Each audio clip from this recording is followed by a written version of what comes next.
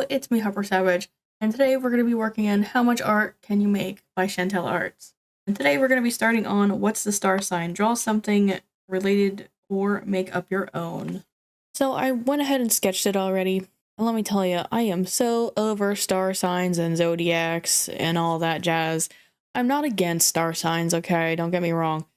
I'm just sick of doing stuff with star signs. I feel like it's been 3 years straight of me doing something star sign theme. Nothing against the prompt book or anything. I'm just so done with it. Cause like I had a whole line of star signs that I released on my Redbubble. And then after that I had Inktober 52 where there were star signs all year. And now there's this prompt book, but I'm hoping it's gonna be the last time for a while. Now, I actually have these cool markers that are Zodiac themed. And they do this little trick where you use like the opposite end and it like makes it a different color. I thought that was cool to use like the Zodiac highlighter thingies. I don't know what they're called really on this prompt because I don't really use them otherwise. I don't remember if I got them from Miniso or Rumi Life, but it's like a Japanese-esque store with cool stationery and stuff. I do use a couple more colors here in the Zodiacs. I just don't use the fancy color changing part for most of it. And then of course, Sagittarius is a fire sign, so I had to put some flames in there. Oh, and it's represented by usually a centaur, but also a bow and arrow because they're the archer. So that's why I did a bow and arrow with a moon and a viney arrow. I don't know why I did a viney arrow other than I like foliage and stuff. And then I didn't want to bore you guys with like coloring in the whole background, so I just did it in between shots here.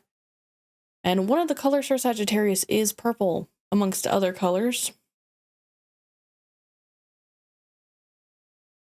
And then in here, I'm using the color changing effect on the moon for like just the inner glow outlines. I don't know what to call that really. And then of course I add some flavor to it by using a white, I think it's a grabby paint marker. I think it looks really cool with the lettering now that I added those extra lines to it. And of course, what's a star sign without stars in the background, am I right? So I just do my usual star fillers and twinkles, whatever you want to call them. I think I went a little overboard, but it's okay. It made it more cool. And on the other page here, I'm going to be using my Stickerology astrology sticker book, Oddities and Curiosities sticker book, and these other Zodiac-esque stickers that I think I got from Five Below or the dollar store. I'm not sure which, because I got them so long ago. I'm just filling the other page there. And of course, we got to make the pages look like they match by adding some stars and twinkles.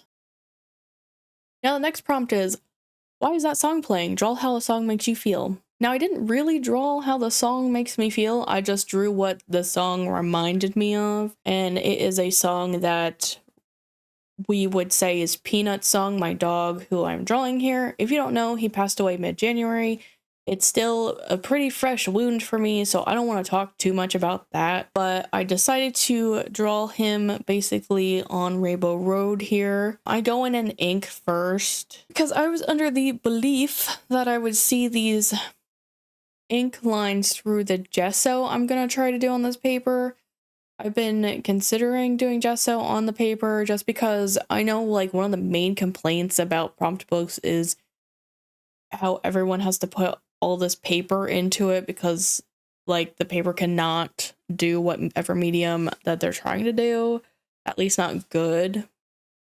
And you know, there's bleed through problems, like you can see the moon bleeding through on my left page there from the previous page. So I was thinking I'd see the lines through the gesso. That's why I did unnecessary liner, okay? That's all I'm saying. Now, unfortunately, my gesso is store brand, meaning it's like Artist Loft, So it's not a super good expensive gesso, and it dried up in my very dry house. We don't have good humidity here. So I had to add water to it, and I think that's why the moon kept bleeding through the page despite me gessoing it like 7 times. Don't worry, I do eventually figure out how to cover it up. Now, Peanut was a brindle pattern, but he wasn't the typical brindle where they're stripy and stuff. He was more of like a gradient, I would say. It's because he was mixed with Staffy and a Keesund. If you don't know what a Keesund is, it is basically like a medium-sized palm, and you know how their coats are like very weird? Because of those two things mixed together, it made his brindle more of a gradient and less stripy, but his siblings did have stripes, but his mom didn't have stripes. She was like a mixed gradient like he was. He also had like a tan sibling that he's looking like right now because I put a layer down of that tan color first because his undercoat was that color.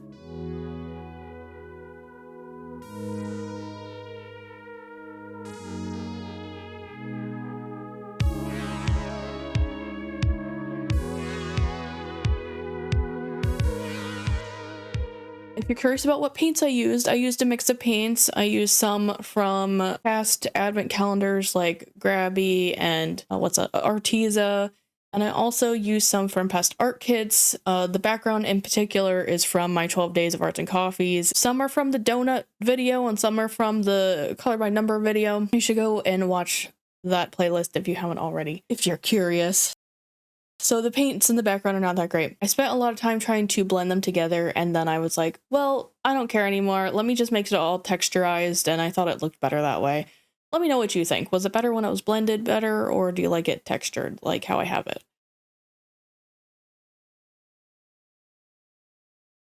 Now I'm going in and adding Peanut's gradient. He was kind of like, I don't know, Siamese. You know how their faces are dark, but like the rest of him is lighter? That's kind of how his face was. It was just a lot more subtle. Like, the back of his head was what we called blonde, even though it was still brown. And like his nose was like dark before he started to gray, and that's how I wanted to depict him here, was before he started to gray. So his nose dark, back of his head light, and even his neck was light, and his back was dark, and then his paws were light. It's such a weird switch up with how his coat worked, but I did my best to represent it. Hopefully I threw a picture up on screen here for you guys to see what he actually looked like. I can probably even put the reference photo if I still have it that I was using for this pose here. I managed to get the moon to kind of go away with, first of all, thick layers, and second, the gold. I accidentally mixed gold into my white for the back wing. You can't really see the difference between the wings right now.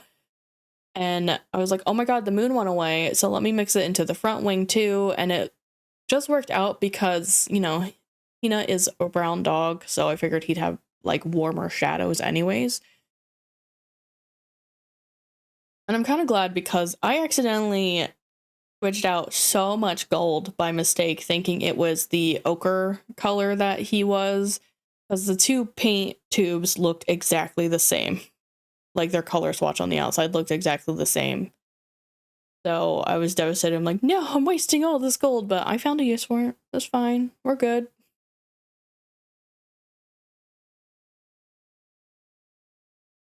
Now I'm doing the wings. I'm doing it with a fancy brush. I think it's actually for watercolor. It's like I think it's called a dagger brush. It didn't not work, but it could have been better if it wasn't such a soft brush. I think it's mainly for like petals and leaves, typically in watercolor. But I don't know.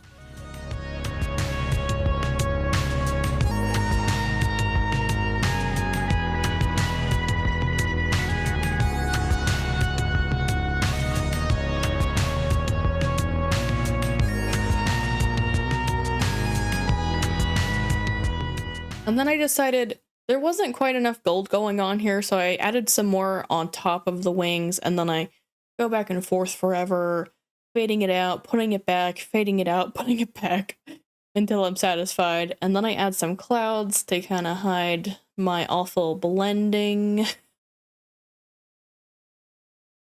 And And then I add some gold into Peanut's fur as well to just brighten him up a little bit. Also, I do seal this a few days later with some matte spray. It does not mess with the metallic that much. So in case anybody's wondering how matte spray affects metallic colors, the one I used did not mess with the metallic color that much, but it did calm down the shininess of the paint job in general. Then I go back in with some paint markers to add the line work back, because he's looking kind of scary right now without any lines or teeth. So I go in with my Posca marker first to do like the finer details, like the tongue and the teeth and the gums and the eyes that I already did, because I was worried I wouldn't be able to do it with the brush marker that I use for the rest of his outlines. That is the Sharpie paintbrush marker.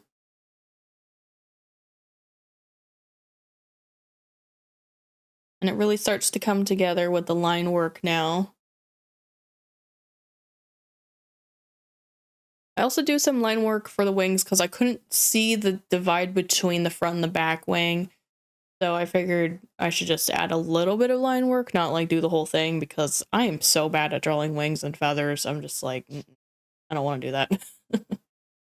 Then of course you gotta add the shinies.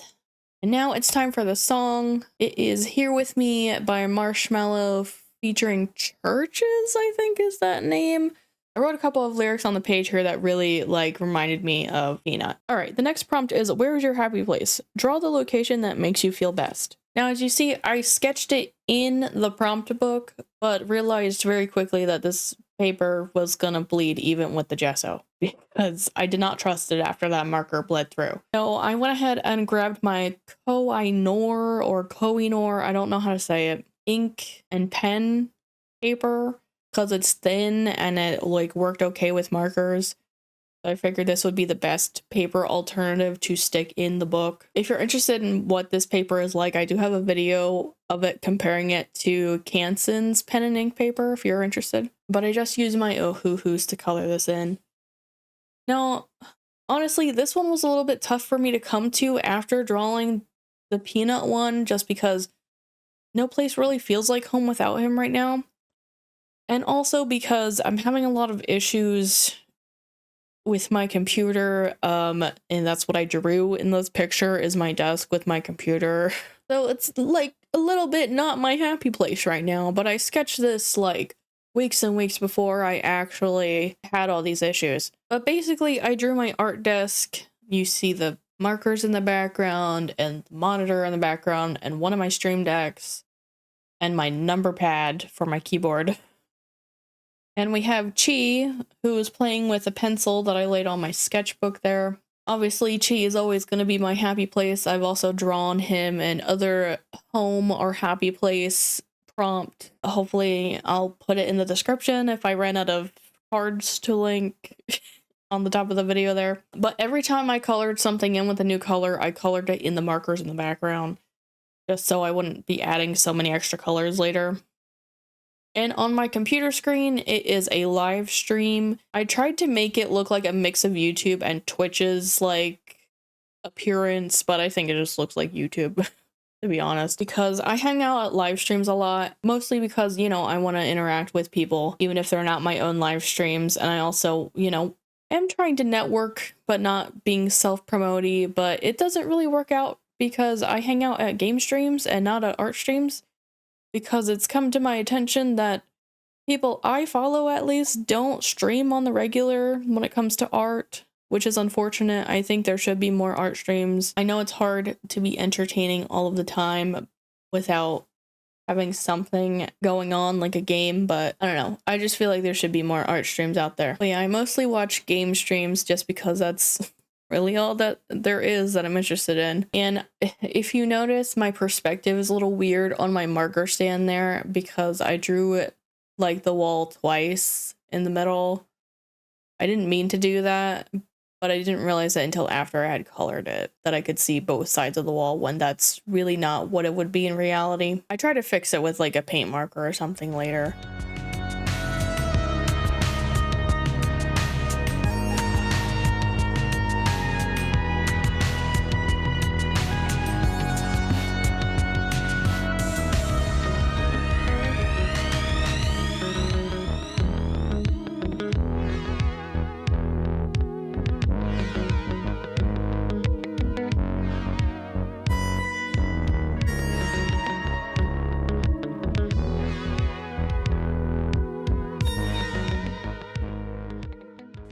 And oh boy, here comes me trying to randomly pick colors for all these markers. That was my least favorite part, to be honest with you, and it was my least favorite part to edit too. And then in the middle of it, I decided I needed to color in that live graphic and also shade the marker stand a bit better. My marker stand is just like a storage container with dividers in it that I turned on its side, by the way. Nothing fancy. It was like a Joann's clearance thing because, you know, they went out of business or whatever. All right, I'm all done. Let me take this out of its cage so we can go over what we did today.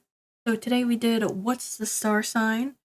And I'm a Sagittarius. Don't worry, these stickers will stay down as soon as I add some matte sealer onto here. And it's interesting because the moon changed color several times due to the gesso on the back of the page. So it was purple at one point and then it dried this faded orangey color, which I actually really like. And then we have Why Is That Song Playing? And I did a song that reminded me of my dog. And then we did Where Is Your Happy Place? And my happy place always includes me. But that's all we had time for today. If you want to check out episode 1 of How Much Art Can You Make, you could tap the thumbnail here. If you want to catch up on anything you missed, you could tap the thumbnail here. But thank you guys so much for watching. Don't forget to do all the cool YouTube things of commenting, liking, subscribing, and turning on the notification bell. And I'll see you guys in the next video. Bye-bye!